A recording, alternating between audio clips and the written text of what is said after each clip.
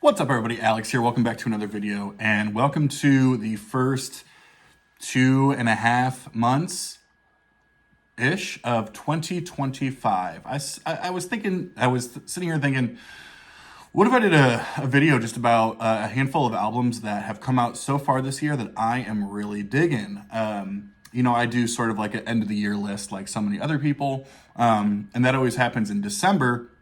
And I feel like the start of the year is always a little bit slow, coming off the holidays and, shipping delays and all of those different things. But the whole point of this video is 5 albums from the first, not even quarter, but yeah, basically 5 albums from the first quarter of 2025 that have sort of blown my mind. And we will see where they land at the end of the year. But to this point, I wanted to talk about them. So first and foremost, for those who know me, this will be an obvious pick.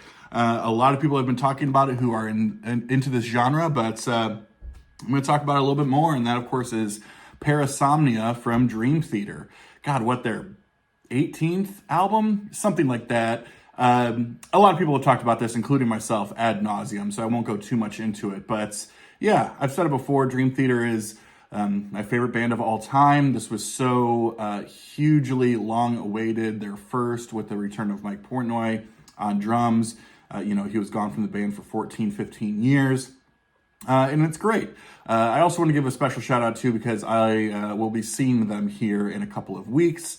And I, can't be more excited for it. I think about how many times I had seen them over the last several years, thinking I would never see Mike Portnoy play with them again. And here we are, and I get to see them play together here in a couple of weeks. So yeah, for those into progressive metal, this is for you, obviously. If you're coming from like a soul or jazz background, probably not a lot here for you. But yeah, if you like prog, if you like heavy, if you like 8-string guitars, if you like long, conceptual, creepy music, this might be up your alley. But yeah, if you're coming from like a pop background, not sure this is going to do it for you.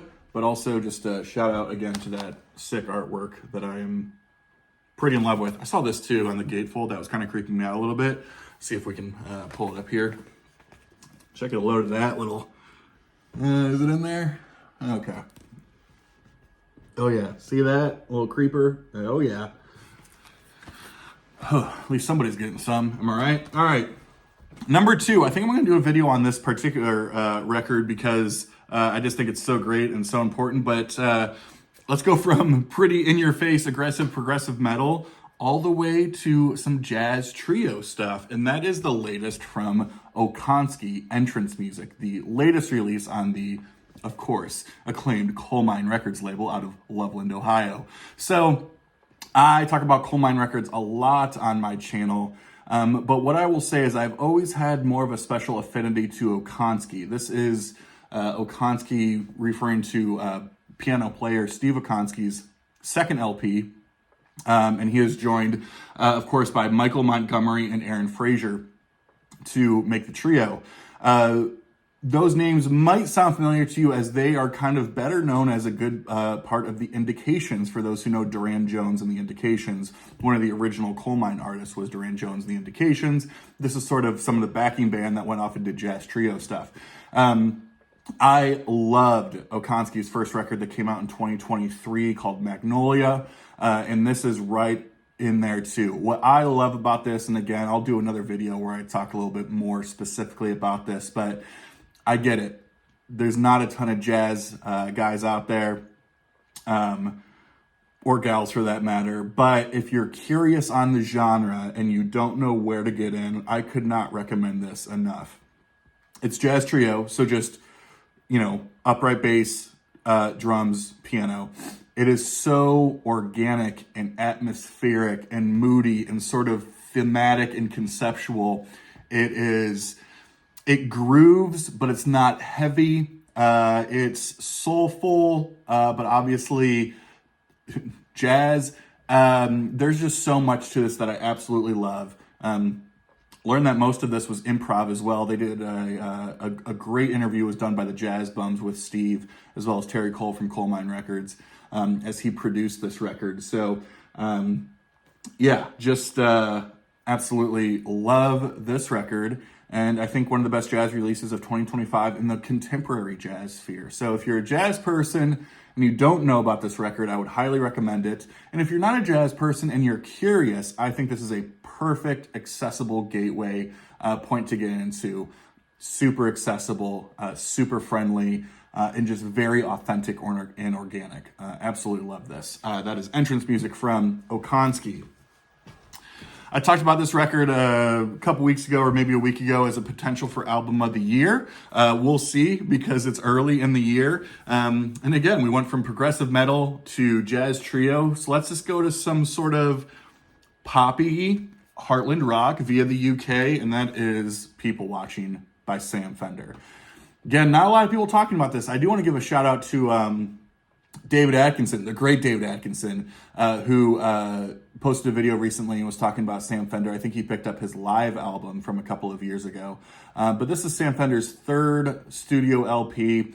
And again, like I said, I mean, it's certainly pop in the sense that it's singer-songwriter, pop songs, great hooks, but it sort of falls into this UK Heartland rock, right? I said before, when we say Heartland rock, especially here in the States, we're usually talking about like Bruce Springsteen.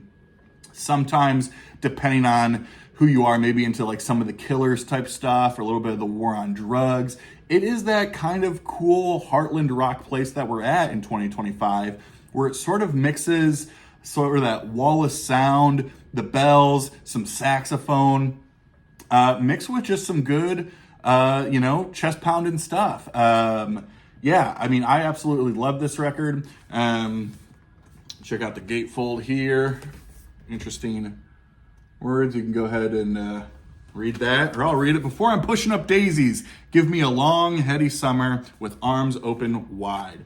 Yeah, definitely a great songwriter. There's some amazing stuff on here. Again, I've said before, check out the title track, People Watching. It's what kicks off the album. But I also love Rain Me In on this record is amazing. Chin Up, great song as well. TV Dinner, super dark and moody. Crumbling Empire is a great one as well. So there's a lot of great stuff on here. If you're into, again, some Springsteen type stuff, some of the Killers, some of the later era War on Drugs type stuff. I think this was co-produced by Adam Granduciel from the War on Drugs. So, yeah, People Watching from Sam Fender. Let's go to Sweden. I heard this record and it absolutely blew me away. I am just continuously impressed when you hear a record that comes out and that came out in 2025 and sounds like it came out in 1985. And that is the latest, I believe, the 7th studio release from the Night Flight Orchestra from Sweden, Give Us the Moon. So Night Flight Orchestra, it's sort of, I guess, a side project, although it's a full band. Again, it's their 7th LP. I don't think they look at it as like a side project or anything like that.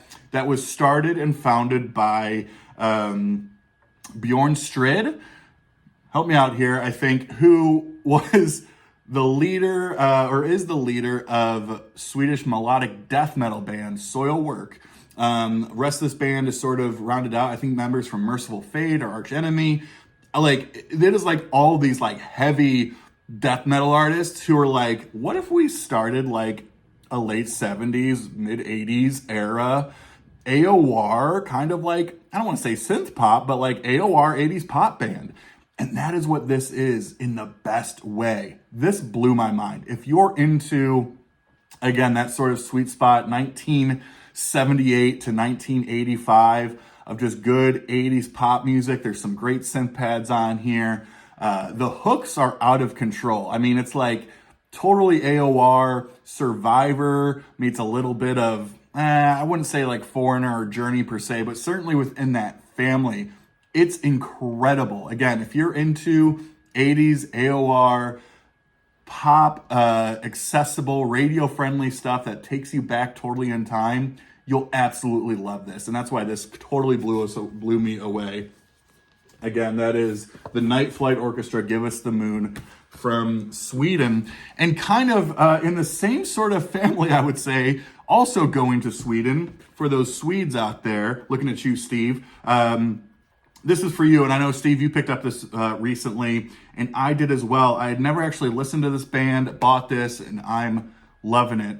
Not only are they from Sweden, kind of a similar story in a sense, but it's the latest Overdriver from the Helicopters. Again, similar to Night Flight Orchestra in the sense of not only are they Swedish, but it sort of began as another project off of Nicke Andersson's main gig with Entombed, which is like another Swedish like death metal band.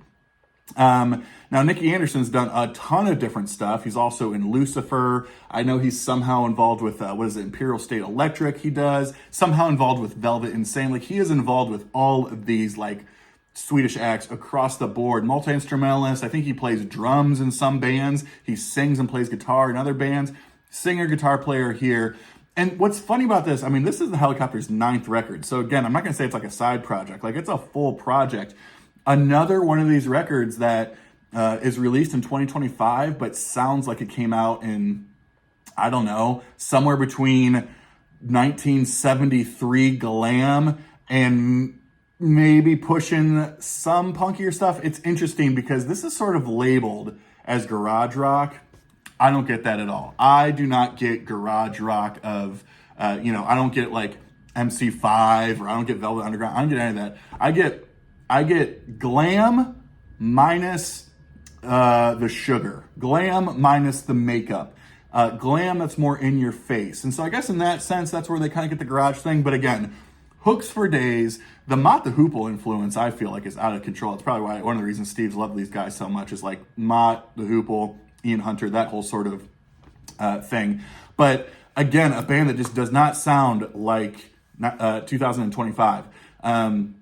If you just like good old fashioned in your face rock and roll circa 40, 50 years ago, with Hooks for Days, but still sounds fresh and cool and fun, the Helicopters, man, check out this record for sure. It's absolutely outstanding. Again, that's their 9th. Overdriver. They're on Nuclear Blast Records. And so, yeah, that's it. Those are my 5 records from 2025 that have sort of blown my mind so far. So feel free to let me know what's come out so far this year that has blown your mind, or what are your favorites so far this year. I know there is so much around the corner, on the horizon, coming out in the coming weeks even, that I can't wait for. So let me know your thoughts. Thanks for watching, and take care of yourselves, people. We'll see you on the next one. Bye now.